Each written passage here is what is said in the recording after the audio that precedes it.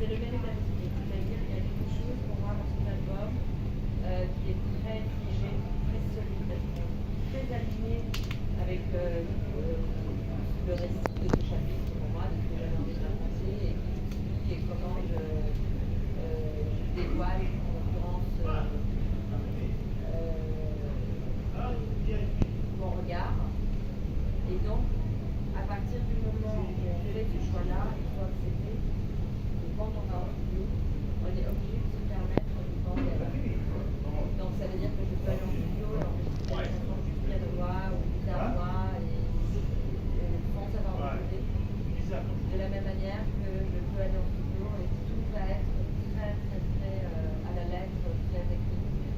Comme je peux aussi me dire que je vais choisir tel enregistrement de musicien parce que je sais qu'avec on va y avoir une interaction qui va permettre un désaccord qui va nous emmener quelque part. En fait, il y a plein de sujets, c'est un peu comme réaliser quand on travaille avec un directeur de la photographie et des acteurs et on sait qu'il y a plein de possibilités. Il faut qu'on connaisse le résultat final qu'on recherche et qu'on se laisse un peu de temps pour un labo, pour un laboratoire de son et de texture.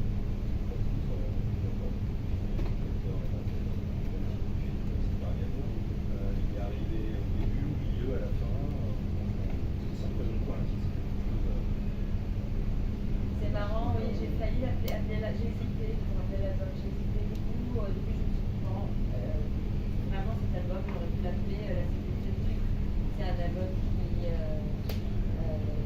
qui parle de cette. Enfin, qui parle beaucoup de moi, donc en fait, c'est pas. C'est comme quelqu'un qui écrit ou un artiste qui se met à l'écart pour peindre. C'est un métier qui nécessite des heures durant d'être séparé du bruit, de l'environnement. En fait, on a besoin d'être à l'intérieur de sa tête, à l'intérieur d'une pièce pour pouvoir créer. Et en fait, cet album, on est un témoin. Et j'aurais pu l'appeler comme ça, peut-être mieux de l'ouvrir avec ces chansons. Et même si Paris d'amour parle vraiment de Paris, alors que l'album ne parle pas de Paris, il parle depuis Paris. Souvent dans l'interview, que cet album il est écrit à Paris.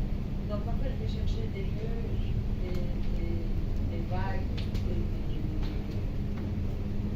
des moments qui se passent ailleurs et je les emmène dans une pièce qui est celle où j'écris et c'est ça qui crée que c'est depuis Paris. C'est comme si voilà, je sois un peu une raconteuse dans Paris qui raconte à la fois son amour et ses déceptions de Paris, son amour pour Paris et les déceptions qu'il peut avoir de la vie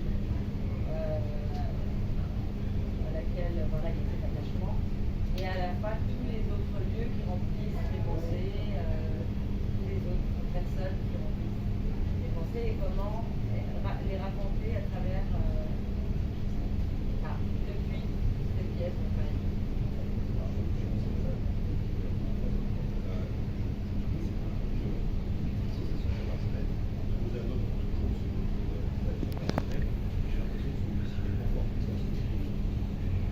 J'espère que même si parfois l'écriture fait certaines choses est plus précise, plus légère, plus abstraite, ou l'architecture, j'espère que d'un album à l'autre, je deviens de plus en plus. J'ai toujours eu des albums personnels, j'espère que c'est de plus en plus intime, parce que sinon ça me fait dire que ma recherche elle va dans un sens qui n'est pas celui que je voudrais. Donc, des artistes que j'écoute, que j'ai pu écouter, je prends l'exemple de Leonard Cohen, ses deux derniers albums, pour moi c'est le plus intime. C'est pas pour autant que ses premiers albums m'ont bouleversé et qui n'ont pas été personnels, mais ils étaient moins intimes que les deux derniers. Donc je pense qu'on va dans cette traversée, dans tout ce qu'on fait dans la vie finalement, même dans la manière quand on écoute des choses, quand on réflexionne, quand on lit, quand on lecteur par exemple, je pense que plus le temps passe, plus on est capable de fermer un livre si au bout de 40 pages il ne parle pas. Je pense que dans l'écriture c'est pareil. Il faut qu'on aille vers quelque chose de vrai, d'authentique, d'intime finalement.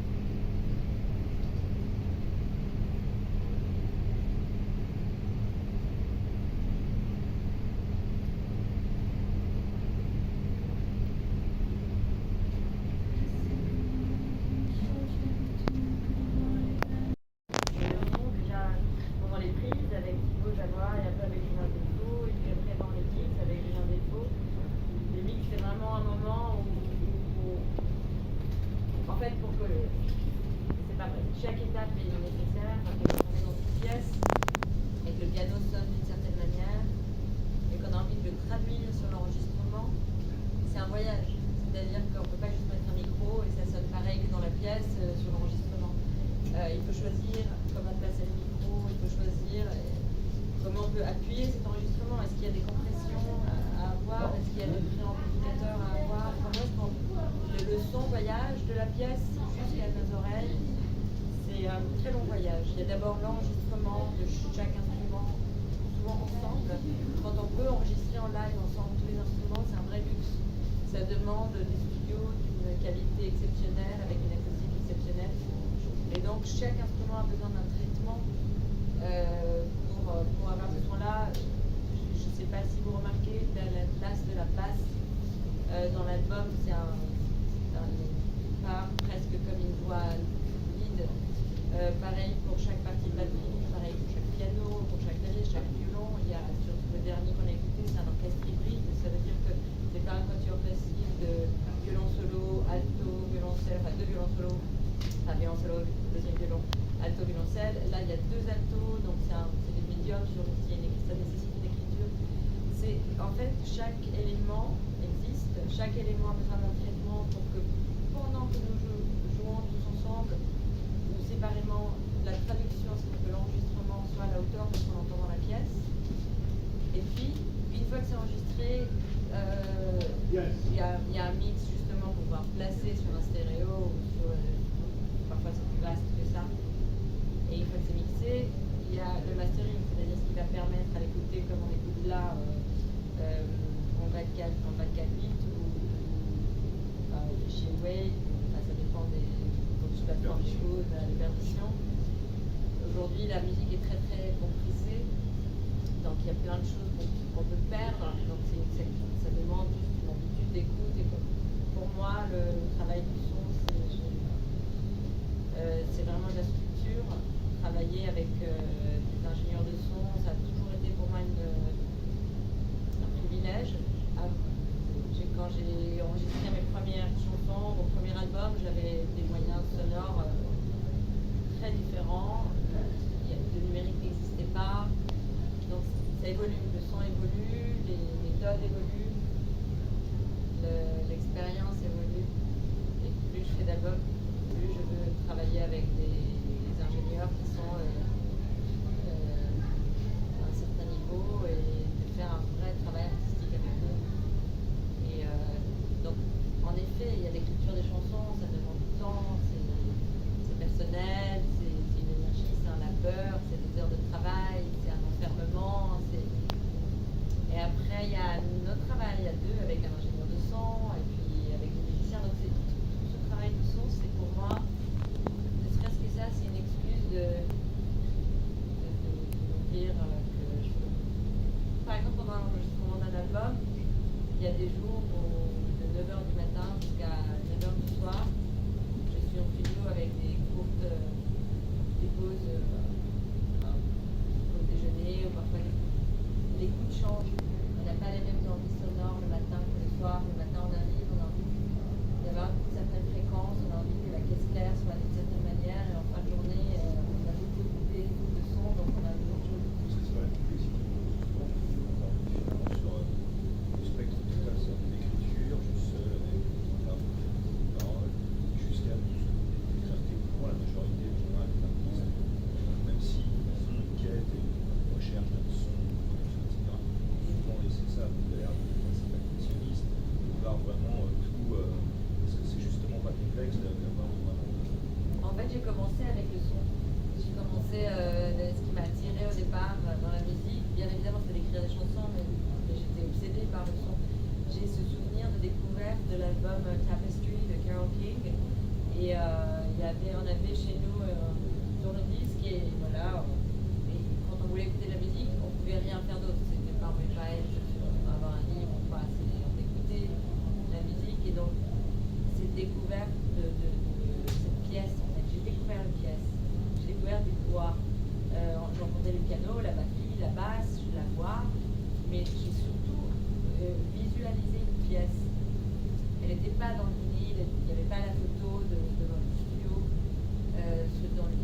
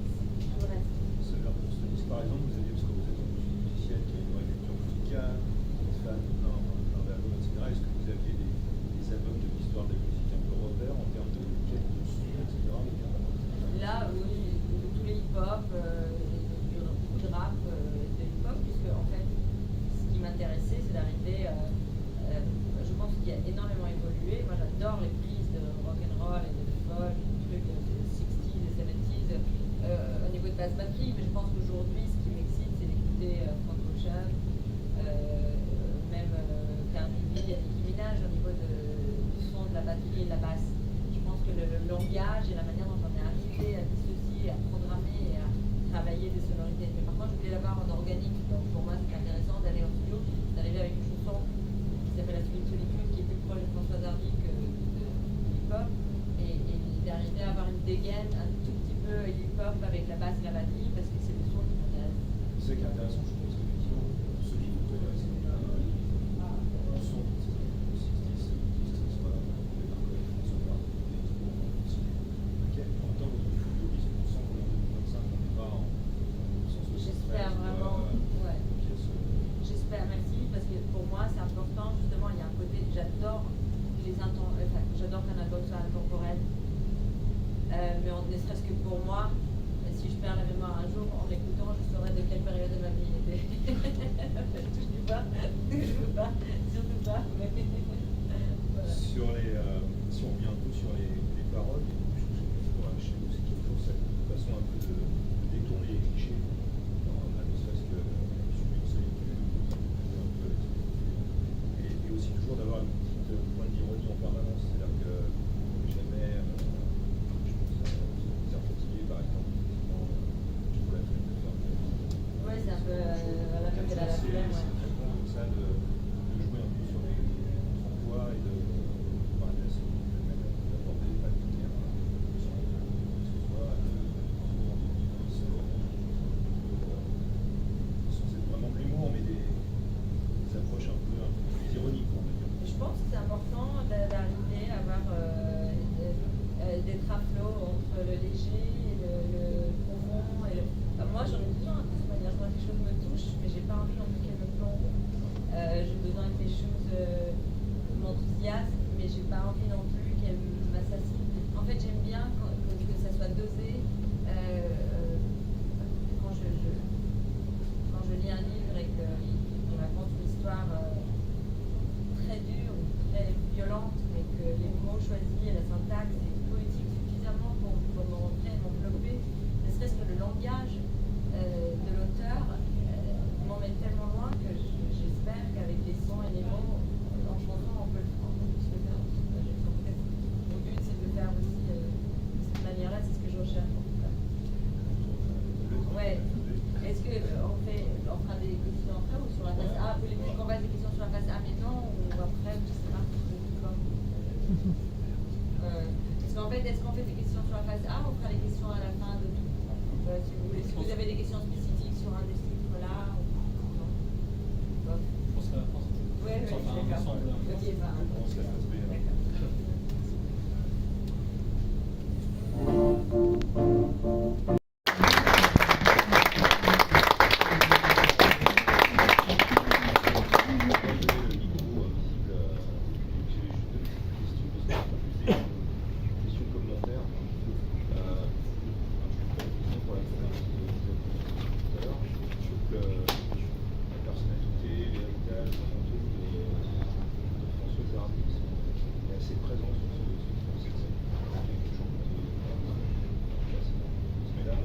Ok, dans ma vie, c'est quelqu'un que j'ai vu un peu récemment, qui était en contact, c'est une femme que j'ai écoutée, que j'ai toujours écoutée, que j'ai connu son rapport. Elle n'a pas écrit toute son œuvre, elle a écrit du bout de son œuvre, mais son rapport aussi à son choix de chansons et son rapport.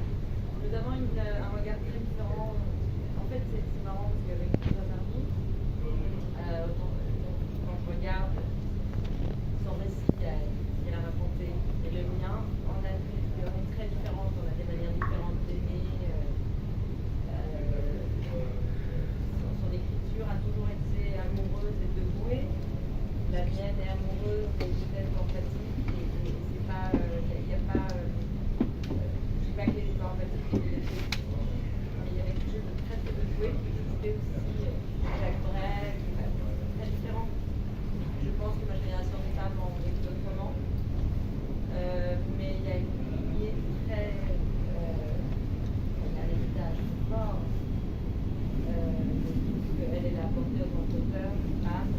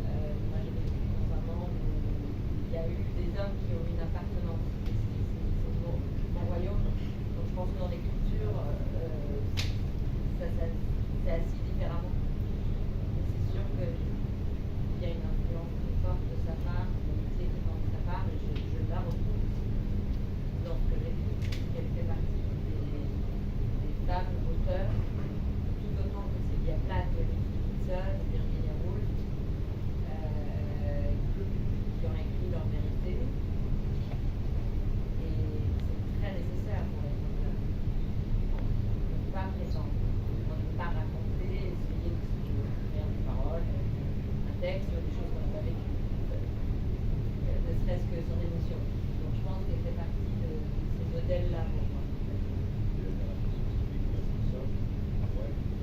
Comment on gère en fait, la relation avec les personnes qui justement là ça peut être ouais, c'est bien soi-même. Et donc un peu comme des ponts, j'imagine ça. C'est vrai qu'il faut se éponger soi-même. Comment on, même si c'est pas culturel, mais c'est personnel. Je sais pas quel rapport, je sais pas comment c'est cette anecdote parce qu'en fait j'ai eu vraiment une chance folle. J'ai été bercée par la voix d'Henri Salvador et un jour on me propose d'écrire pour cette voix qui est un instrument que je connaissais.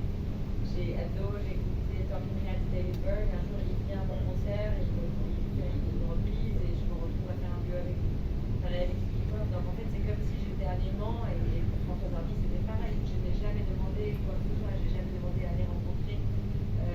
J'ai été avec il y a 2 ans avec Maurice, c'est lui qui est venu.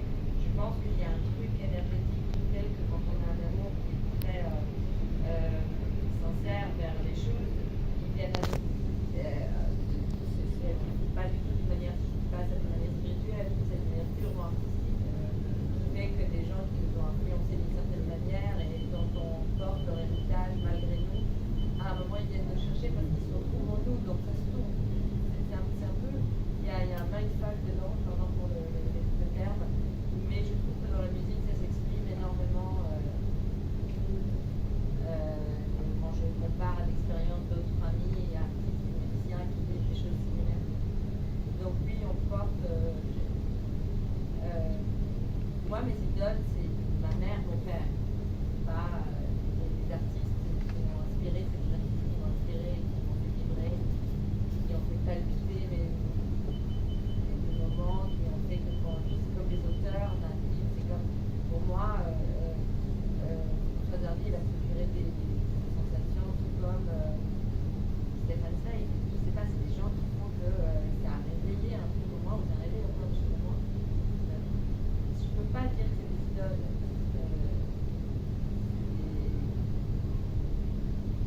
C'est eux les influenceurs. Ça veut dire autre chose aujourd'hui, mais voilà, c'est des vrais influenceurs purs. Voilà. Je sais pas si vous avez des questions. Bonsoir. Bonsoir. En fait, en écoutant surtout la deuxième partie, j'ai pensé à différents. Par exemple, pour le premier son ou le second, j'ai pensé à un tableau qui s'appelait Night Hawks. Et ensuite, je crois que c'était pour le deuxième ou le troisième son, j'ai pensé à Vieil homme et à la mer, ou Vieil homme et à la mer, Vieil homme, je ne sais plus quel est. Allez, oui. Et pour le dernier son, j'ai pensé plutôt à Bénure. Donc je me suis dit, c'est un peu bizarre. Et c'est un peu vide dans ma tête pendant quelques minutes, c'est un peu ça, c'est à peu près ça, oui. Et donc en fait, je me demandais, est-ce que par rapport à vous avez par exemple parlé de Emily Dickinson, je voudrais savoir au niveau peinture, est-ce que il y a des tableaux qui ont influencé votre œuvre ou des films qui ont influencé votre œuvre? Tout le temps, il y en a tout le temps. Alors bizarrement, je dirais, parce qu'on pense, j'ai dit tout à l'heure que ce qui a drivé aussi l'écriture de cet album, même s'il est riche d'émotions, c'est beaucoup cette sublime solitude qui est liée au moment de l'écriture. Donc je dirais que peut-être Paul Klee, c'est celui que j'arrive le plus à...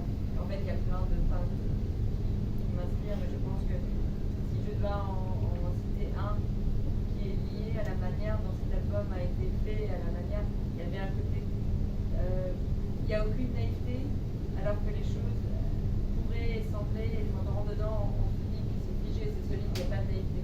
Et je pense que c'est un peu ça, Paul Klee, donc oui, je dirais que je peux m'associer à lui de la même manière que je peux tout à fait dire que certains Rembrandt, juste pour auraient pu venir au moment du son parce qu'il y a une telle décalage dynamique entre l'obscurité et la lumière. Donc oui, bien évidemment le langage des peintres me permet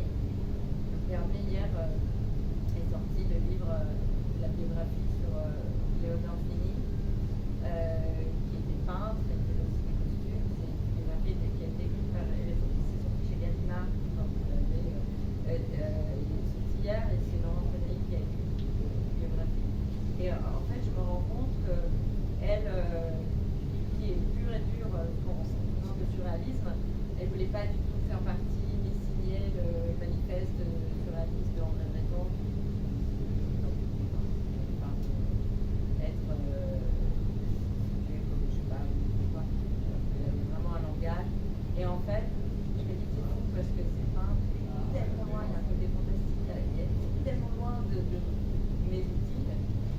Et pourtant, dans mon langage, parfois, je peux rester figée. J'ai lu de ces œuvres, j'étais à Madrid l'année dernière, je suis restée pour presque 20 minutes devant une de ces peintures, et j'ai dit, je pourrais carrément, là, s'il y avait un piano, je pourrais le...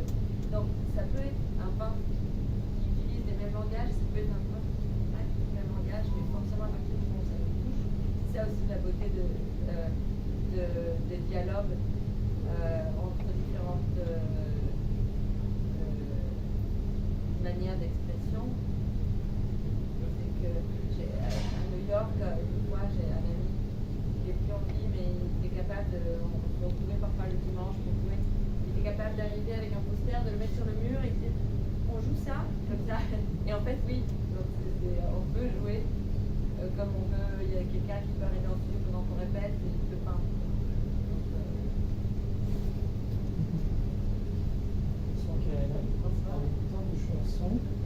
On sent que le thème de l'eau et de la mer est très présent.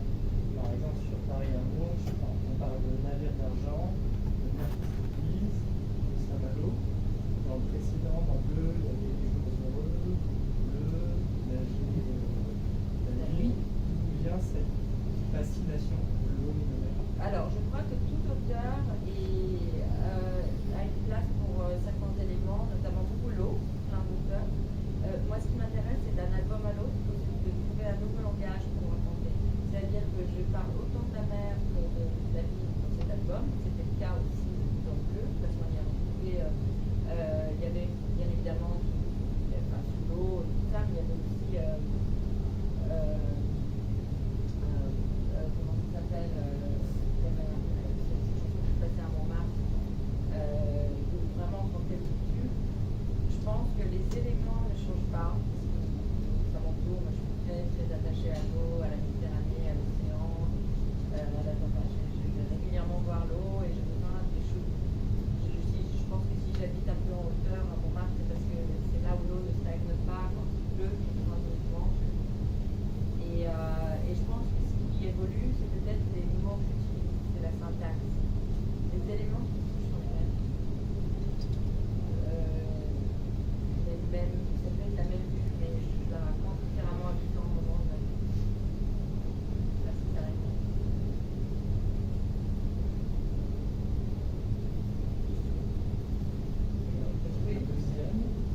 C'est le deuxième album francophone.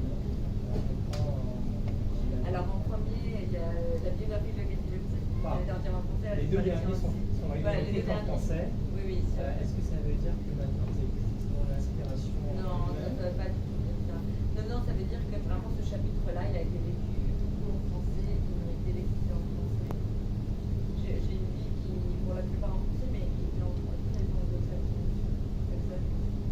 Ça dépend des projets. Je pense que là, j'avais un besoin viscéral de me retrouver avec la langue française. Entre le dernier album, j'étais toujours avec le cœur de Lucie, il y avait un critique de plein de vieilles chansons à moi, en français, en anglais. J'avais trouvé sur l'opéra avec Arthur Logiciel, l'opéra que j'ai écrit avec Bardi Hudson, mais avec Arthur Logiciel à Rennes. Et le langage, c'était beaucoup gothique, et puis le langage du corps. Et j'avais fait un projet avec Irène, justement, où il y avait pas mal de poèmes traduits de Bukowski. Et en fait, j'avais besoin de nouveau me retrouver en solo avec le français, 2 minutes, et c'était une nécessité presque viscérale. Et de même, toujours en solo, vous écrivez pas avec Florian, alors que Alors, mes albums solo, ça m'est arrivé d'avoir une autre chanson en collaboration. Là, en l'occurrence, aucune, parce que c'était vraiment très. Il y a une intimité que je recherchais, mais c'est un peu les circonstances, en fait, je pense. D'habitude, les albums solo, c'est vraiment là où je m'en. Ça ne veut pas dire que j'adore les collaborations, une chance moi, j'ai certaines belles collaborations, je ne m'en pas encore. Mais c'est un peu les circonstances. Mais je n'arrêterai pas de collaborer avec Dorian, notamment qui est un ami qui en fait avec Larry Hudson.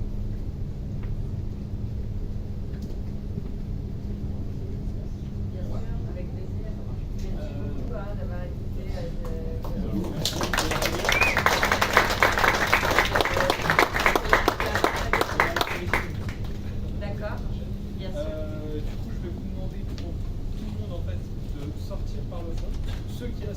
dédicace, vous tournez à droite et vous tournez autour du poteau et comme ça vous ferez rentrer par ici. Et ceux qui partent du coup sans la dédicace, vous pouvez directement sortir.